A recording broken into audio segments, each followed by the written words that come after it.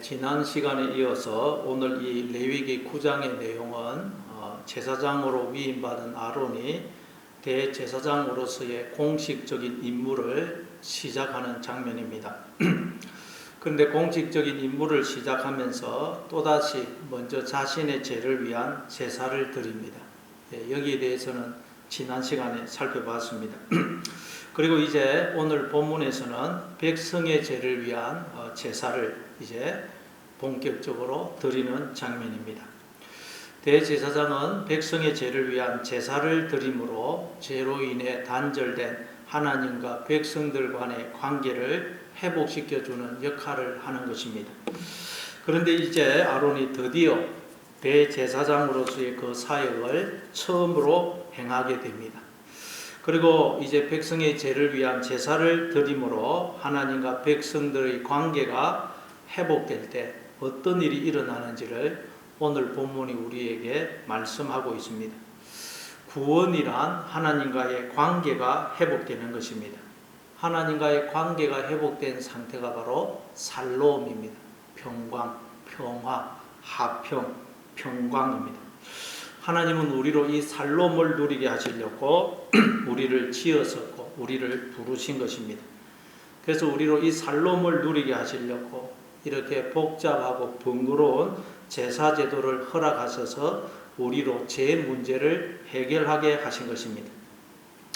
그러니까 이 제사 제도에는 우리의 제 문제를 해결하여 우리로 평화를 누리게 하시려는, 즉 우리에게 복을 주시려는 하나님의 계획과 뜻과 심령과 사랑이 담겨 있는 것입니다. 자, 그러면 먼저 아론이 대제사장으로서 백성의 죄를 위해 제사를 드리는 장면을 살펴보겠습니다. 15절부터 21절입니다. 그가 또 백성의 예물을 드리되 그 백성을 위한 속죄제의 염소를 가져다가 잡아 전과 같이 죄를 위하여 드리고 또 번제물을 드리되 규례대로 드리고 또 소제를 드리되 그 중에서 그의 손에 한 웅큼을 채워서 아침 번제물에 더하여 제단 위에서 불사르고 또 백성을 위하는 화목 제물의 수소와 수양을 잡으며 아론의 아들들이 그 피를 그에게로 가져오니 그가 제단 사방에 뿌리고 그들이 또 수소와 수양의 기름과 기름진 꼬리와 내장에 덮인 것과 콩팥과 강꺼풀을 아론에게로 가져다가 그 기름을 가슴들 위에 놓으며 아론이 그 기름을 제단 위에서 불사르고 가슴들과 오른쪽 뒷다리를 그가 여호와 앞에 요제로 흔드니 모세가 명령한 것과 같았더라. 드디어 아론이 대제사장으로서 첫 번째로 백성의 죄를 위한 제사를 드립니다. 속건제를 제외한 속죄제, 번제, 소제, 화목제를 드립니다. 이 제사를 드림으로 이제 백성들의 죄가 해결되어 하나님과 백성들의 관계가 회복될 것입니다. 하나님의 영광이 나타나고 하나님으로부터 복이 백성들에게 임하게 될 것입니다. 그러니 아론으로서는 이 순간이 얼마나 감격스럽고 기쁘고 영광스럽겠습니까? 동생 모세는 백성들의 지도자로 하나님께 쓰임을 받고 있고 형 아론은 지금 대제사장으로서 하나님께 쓰임을 받고 있습니다. 참 형제가 복도 많다 그런 생각이 듭니다. 그리고 모세와 아론의 부모님들은 무슨 복이 많아서 이런 아들들을 뒀을까 그런 생각이 듭니다. 사실 모세와 아론은 무슨 자격과 조건이 있어서 하나님께 이렇게 쓰임을 받는 것이 아닙니다. 모세는 살인죄를 저지른 자입니다. 그리고 아론은 백성들을 우상 숭배로 이끈 사람입니다. 그런데도 하나님께서 그들을 은혜로 부르시고 성결케 하셔서 백성의 지도자와 대제사장으로 삼으신 것입니다. 이걸 통해서 부족하고 흠이 많은 우리도 하나님께서 부르시고 정결케 하시면 하나님께 얼마든지 쓰임 받을 수 있다는 것을 보여주는 것입니다. 모세와 아론이 그냥 하나님께 쓰임 받은 것이 아닙니다. 모세와 아론은 하나님께 쓰임을 받기 위해서 그동안 하나님에 의해 엄청난 훈련을 받았습니다. 모세는 처음에는 바로에게 쓰임을 받기 위해서 궁전에서 40년간 애굽의 모든 학문을 배우고 훈련을 받았습니다. 그런데 하나님은 그를 하나님의 일꾼으로 사용하시기 위해서 애굽에서 광야로 내게 하셔서 쫓겨나게 하셔서 광야에서 40년간 훈련받게 하십니다. 바로의 공주의 아들에서 하루아침에 살인자로 도망자가 되어 광야에서 양을 치는 그것도 장인의 양을 치는 머슴 목자의 신세가 되었으니 참 모세의 심정이 어떻겠습니까? 자신은 동족 이스라엘을 위해서 나섰는데 오해를 받고 살인자가 되어 광야에서 도피자로 망명자로 살아야 했습니다. 모세로서는 자신의 인생이 자신의 고난이 이해가 안 되었을 것입니다. 하나님이 나를 버리셨구나, 하나님이 나를 떠나셨구나 그렇게 생각하지 않았겠습니까? 그러니까 모세는 광야에서 낮아지는 훈련, 자기를 부인하는 훈련을 받은 것입니다. 목자로서 양을 치면서 하나님과 나와의 관계가 바로 목자와 양의 관계로서 나는 오직 목자 되신 하나님께 양으로서 모든 인생을 맡기고 오직 그분의 음성만 듣고 그분의 음성에만 순종을 해야 되는 그 훈련을 배운 것입니다. 그 훈련을 40년간 광야에서 받았어요. 그래서 하나님이 그를 불러 이스라엘 백성을 애굽에서 이끌어내어 가나안 땅으로 인도하는 하나님의 작은 목자로 삼아주신 것입니다. 마찬가지입니다. 우리가 하나님의 작은 목자로서의 역할을 감당하기 위해서는 하나님 앞에서 철저하게 양이 되는 훈련을 해야 됩니다. 내 인생을 하나님께 온전히 맡기는 훈련, 그리고 내 판단, 내 생각, 내 뜻을 부정하고 하나님의 뜻, 하나님의 생각, 하나님의 판단을 받아들이고 순종하는 훈련을 해야 됩니다. 아론도 마찬가지입니다. 그동안 아론은 모세의 입으로서 내 말이 아닌 모세가 전해주는 하나님의 말만 하는 훈련을 했습니다. 동생이 명령하는 대로, 동생 모세가 명령하는 대로 철저하게 순종하는 훈련을 했습니다. 거기다가 모세가 없는 사이 백성들의 요구로 금송아지를 만든 사건 때문에 모세에게 심한 야단을 들어야 했습니다. 형으로서 얼마나 자존심이 상했겠습니까? 그러나 아론은 모세의 명령에 순종하는 훈련, 모세가 전해주는 하나님의 말씀을 그대로 백성들에게 전하는 훈련을 했습니다. 그 훈련이 끝나자 하나님이 아론을 대제사장으로 세우신 것입니다. 그래서 그게 21절에 보니까 모세가 명령한 것과 같았더라. 모세가 명령한 대로 아론이 순종을 해요. 여러분, 이처럼 우리는 낮아지는 훈련, 내 뜻, 내 판단을 부정하고 하나님의 뜻, 판단, 생각에 순종하는 훈련을 해야 됩니다. 그럴 때 우리가 이 대제사장으로서의 역할을 수행할 수가 있는 것입니다. 그래서 17절에도 보면 아론이 번제물을 드리되 규례대로 드리고 말씀합니다.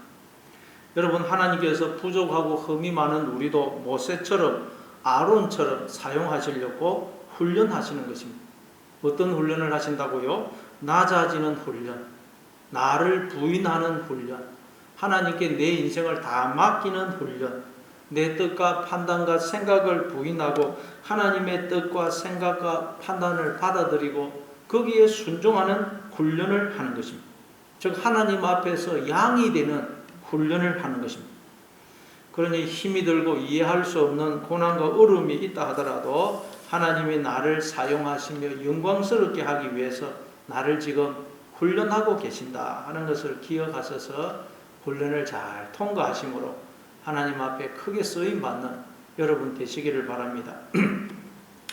이제 아론이 하나님이 말씀하신 규례대로 백성을 위한 제사를 다 드리고 나자 어떤 일이 일어나느냐.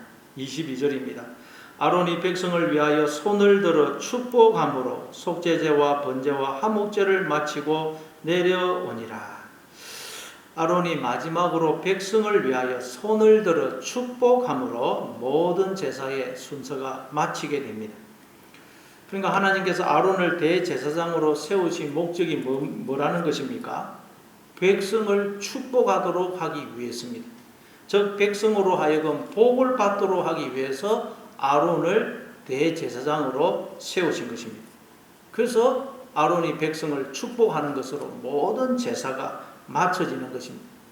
오늘날에도 그 목사가 마지막에 축도함으로 모든 예배의 순서가 마쳐지죠. 같은 의미입니다. 그런데 백성들이 복을 받기 위해서는 죄를 해결해야 됩니다. 그때 하나님과 막혔던 관계가 회복되면서 하나님으로부터 생명과 복이 백성에게 흘러가게 되는 것입니다. 그러니까 하나님은 백성들에게 복을 주시려는 이 목적을 위해서 모세와 아론을 세우셨고 이스라엘 백성들을 애굽에서 끄집어냈었고 지금 우리가 살펴보는 이렇게 복잡하고 번거로운 제사 제도를 허락하신 것입니다. 목적은 오직 하나, 백성들에게 복을 주기 위해서입니다. 너희들 이 제사 제도를 통해서 죄를 사함받음으로 나와의 관계를 회복해 그래서 나로부터 생명과 복을 받아 나는 너희에게 생명과 복을 주기 위해서 너희를 애굽에서 불러낸 거야. 그러시는 것입니다. 여러분 우리가 왜 복을 받지 못합니까? 하나님께서 복을 안 주시기 때문이 아닙니다. 하나님께 복이 모자라기 때문도 아닙니다. 에베소서 1장 3절에 보면 하나님께서 창세전에 하늘에 속한 모든 신령한 복을 이미 우리에게 주셨다고 말씀합니다. 하나님이 모든 복을 우리에게 주셨고 지금도 주고 계십니다. 그런데 왜 우리가 그 복을 누리지 못하고 받지 못하는 것입니까? 바로 죄가 하나님과 나 사이를 가로막고 있기 때문입니다. 죄가 생명과 복이 흘러오는 그 통로를, 그 관을 막고 있기 때문입니다. 우리 인간의 모든 문제는 바로 이 죄 때문인 것입니다. 이사야서 59장 1절 2절입니다. 여호와의 손이 짧아 구원하지 못하심도 아니요 귀가 둔하여 듣지 못하심도 아니라 오직 너희 죄악이 너희와 너희 하나님 사이를 갈라놓았고 너희 죄가 그의 얼굴을 가리어서 너희에게서 듣지 않으시게 함이니라. 우리 인생의 모든 문제는 죄 때문입니다. 죄. 이 죄를 해결해야 됩니다. 그러나 여러분 우리 스스로는 결코 이 죄의 문제를 해결할 수가 없어요. 우리는 죄가 뭔지도 모릅니다. 그래서 우리의 죄를 해결해 주시려고 하나님이 사람이 되어 오신 것입니다. 그분이 예수님이죠. 그리고 예수님이 우리의 죄를 짊어지고 십자가에 달려 제물이 되어 주신 것입니다. 우리를 위한 영원한 제사를 드려 주신 것입니다. 따라서 우리는 날마다 우리의 죄를 사함받기 위해 예수님의 십자가 앞에 나와야 됩니다. 회개해야 됩니다. 그 십자가를 통해 드러난 하나님의 그 사랑 앞에 우리의 굳어진 마음이 녹아져야 됩니다. 그러면 하나님과의 관계가 회복이 되면서 하나님으로부터 생명과 복이 흘러 넘치게 되는 것입니다. 하나님의 목적은 오직 하나, 바로 우리에게 복을 주시는 것입니다. 이걸 위해서 하나님이 세상을 창조하셨고 나를 지었었고 이 역사를 운행하고 계시고 나 앞서 그리고 내 주변에 수많은 사람들을 보내셨고 그리고 지금까지 내 인생을 지금 인도해 오고 계시는 거예요. 목적은 오직 하나, 나에게 복을 주시기 위해서입니다. 그래서 창세기 12장 2절에도 보면 하나님이 아브라함을 갈대아 우르에서 불러내시면서 뭐라고 말씀하십니까? 내가 너로 큰 민족을 이루고 내게 복을 주어 내 이름을 창대하게 하리니 너는 복이 될지라. 복이 될지. 복을 주어서 이 아브라함의 존재 자체가 복이 되도록 하기 위해서 하나님이 아브라함을 부르신 것입니다. 그리고 아브라함이 복을 받도록 하기 위해서 복이 되도록 하기 위해서 그의 인생을 계속 이끌어 가시고 역사를 주관하시는 것입니다. 그러니까 이 세상과 역사가 존재하는 이유, 우리가 인생을 살아가면서 수많은 일들, 우여곡절, 고난을 겪는 이유도 오직 하나, 하나님이 우리에게 복을 주시기 위해서라는, 얼마나 놀랍습니까? 마치 우리가 집에서 콘센트에 코드만 꽂으면 모든 전자제품을 사용할 수 있도록 하기 위해서 그 수많은 철탑을 세우고 변전소를 세우고 전기선로를 까고 그리고 발전소를 세우는 것과 같습니다. 우리가 코드만 꽂으면 그 콘센트에 꽂으면 모든 전자제품을 사용할 수 있는 축복을 누리도록 하기 위해서 그렇게 엄청난 시설과 투자와 기술과 많은 사람들의 수고와 노력이 동원되는 것입니다. 마찬가지입니다. 마찬가지. 하나님께서 우리에게 복을 주기 위해서 이 세상을 창조하셨고 이 역사를 주관하고 계시고 수많은 사람들을 허락하시고 우리로 하여금 인생에서 수많은 일들을 겪게 하신다는 거예요. 오직 하나, 복을 주기 위해서. 그러니까 이 복잡하고 지루한 제사 규정도 바로 하나님이 우리에게 복을 주시기 위해 우리의 제 문제를 해결하시려고 하나님께서 놀라운 계획을 세우시고 그 계획에 따라 엄청난 수고와 희생을 치르고 계심을 우리에게 보여주는 거예요. 이 제사조들. 그래서 이 제사조들의 실체가 드러났는데 그게 십자가죠. 십자가. 십자가를 통해서 하나님은 우리에게 복을 주고 계시다는 거예요. 그래서 우리는 이 제사들을 통해서 우리에게 복을 주시려는 하나님의 그 놀라운 사랑을 깨닫게 되는 것입니다. 그래서 우리는 이 레위기에 나오는 복잡한 제사 제도에 관한 내용을 읽을 때마다 하나님의 우리에게 복을 주시는 그 하나님의 사랑, 그 하나님의 집념, 그 하나님의 뜻, 그 하나님의 계획을 깨닫고 감사하고 감격해야 되는 것입니다. 이처럼 하나님은 우리에게 복을 주어 그 복을 누리게 할 뿐만 아니라 그 복을 나누어 주는 왕같은 제사장으로 우리를 부르셨습니다. 그래서 오늘 본문에 보면 아론이 백성을 축복했다 그러죠. 축복했다. 그럼 그 축복의 내용이 뭐겠습니까? 네, 거기 민수기 6장에 나오죠. 민수기 6장 22절부터 27절입니다. 여호와께서 모세에게 말씀하여 이르시되 아론과 그의 아들들에게 말하여 이르기를 너희는 이스라엘 자손을 위하여 이렇게 축복하여 이르되 여호와는 내게 복을 주시고 너를 지키시기를 원하며 여호와는 그의 얼굴을 내게 비추사 은혜 베푸시기를 원하며 여호와는 그 얼굴을 내게로 향하여 드사 평강 주시기를 원하노라 할지니라 하라. 그들은 이같이 내 이름으로 이스라엘 자손에게 축복할지니 내가 그들에게 복을 주리라. 하나님이 우리를 왕같은 제사장으로 세우신 것은 내가 먼저 하나님으로부터 복을 받아 그 복을 누릴 뿐만 아니라 그 복을 나누어주는 자가 되도록 하기 위해서입니다. 여러분, 우리는 축복하는 자로 부름을 받았지 저주하도록 부름을 받은 것이 아니라는 것을 기억해야 됩니다. 우리의 임무는 축복하는 거예요. 축복. 저주하고 정죄하고 비판하고 심판하는 일은 우리가 맡지 않았습니다. 그건 우리의 임무가 아니에요. 우리의 일이 아닙니다. 그런데 우리는 자꾸 뱀의 말을 듣고 축복의 임무가 아닌 저주의 일을 할 때가 많습니다. 그러나 저주하게 되면 그 저주가 나에게서 나오는 동안 내 마음을 파괴시켜요. 내 마음을 끓으면서 나오면서 내 안에 있는 생명과 평안을 파괴합니다. 그러나 복을 빌어주면 그 복이 나에게서 나오면서 나를 축복하는 거예요. 복을 빌어주면 그래서 먼저 내가 복을 받습니다. 그래서 예수님도 제자들을 이 세상에 파송하시면서 너는 어느 집에 들어가든지 그 집에 복을 빌어주어라. 그 집이 받을 수 없으면 그 빈복이 너희에게 돌아오리라. 그렇게 말씀하신 것입니다. 야곱도 아들 요셉에 의해서 처음으로 애굽의 바로왕을 만나자 축복을 하고 헤어질 때 또 축복을 하죠. 겉으로 보면 애굽왕 바로가 야곱을 축복을 해줘야 될 텐데 야곱이 아무것도 가진 것이 별로 없는 늙은 야곱이 바로를 축복합니다. 세상 사람들은 축복해 줄 수가 없습니다. 왜냐하면 우리 인간에게는 복이 없기 때문입니다. 복은 오직 하나님으로부터 오는 것입니다.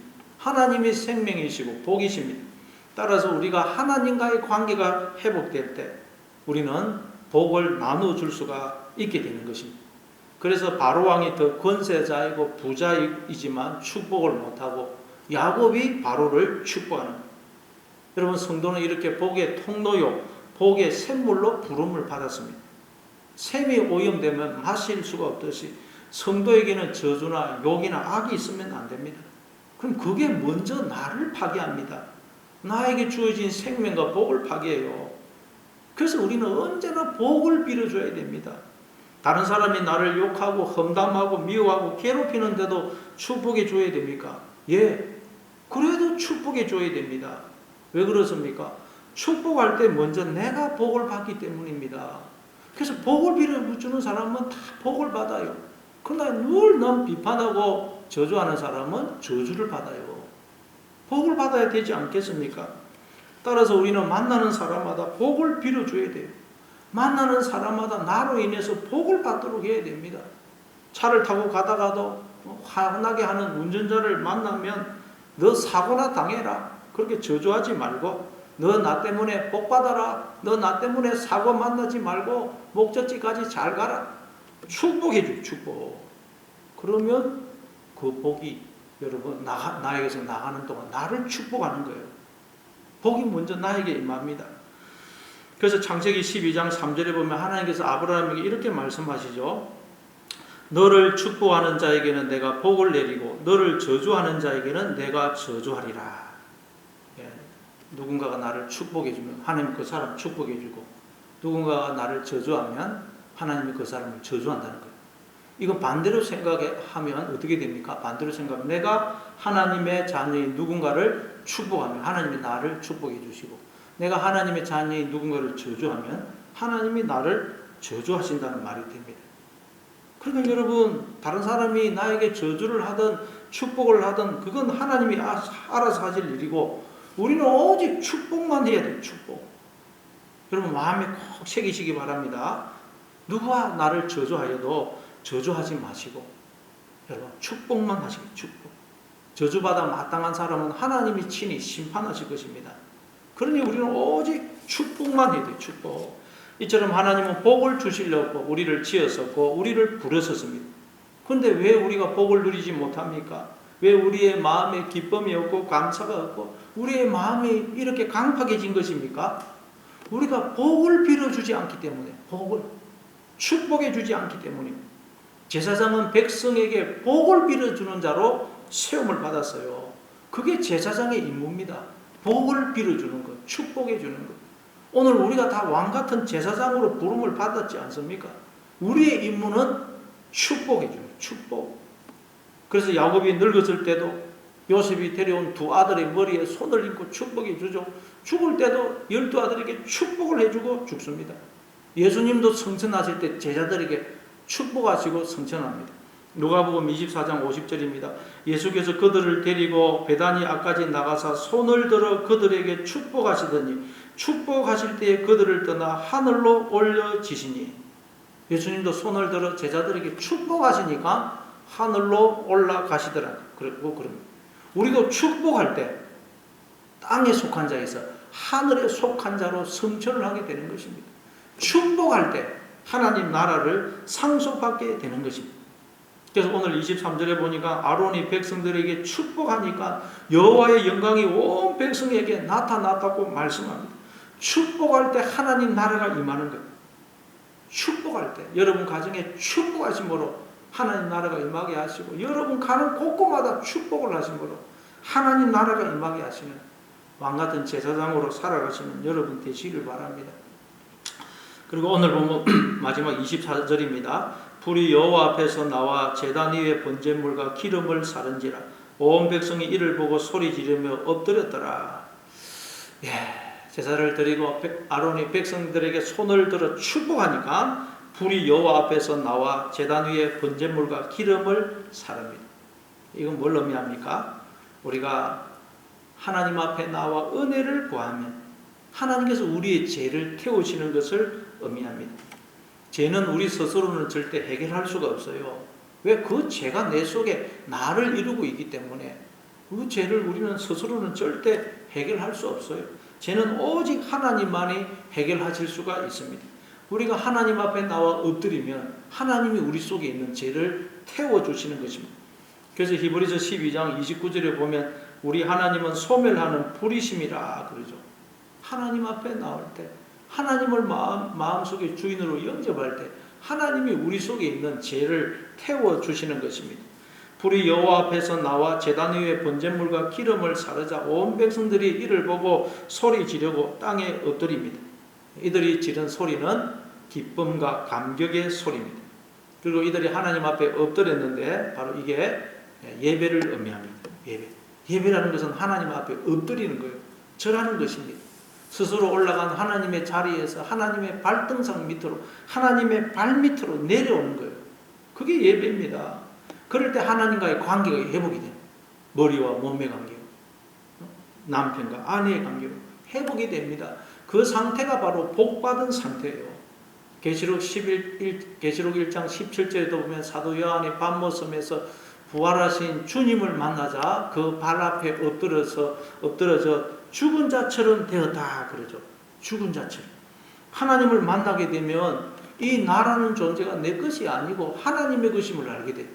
그래서 이 나라는 존재를 원래의 주인이신 하나님께 드리게 되는 거예요. 내 존재를 빼앗기게 돼요. 그래서 죽은 자처럼 되었다. 그런데 내 존재를 빼앗기는데 그게 뭐예요? 하나님을 얻는 것입니다. 내 존재를 내어드리면 하나님이 나의 주인이 되시니까 우리는 하나님을 얻게 됩니다. 그게 하나님과의 관계가 회복된 상태요, 복받은 상태예요. 세상과 나는 관계도 없고 구속한 주만 보이는 거예요. 즉 나는 사라지고 하나님께서 나를 통해서 드러나시는 것. 이게 예배고 이게 복받은 상태입니다. 여러분 날마다 주님 앞에 엎드리심으로 하나님의 자리에서 하나님의 발등상 밑으로 하나님의 발밑으로 내려가심으로 오직 나를 통해서 주님만 드러나고 주님의 생명과 복이 나를 통해서 흘러 넘치게 하는 왕같은 제사장으로 살아가시는 여러분 다 되시기를 바랍니다.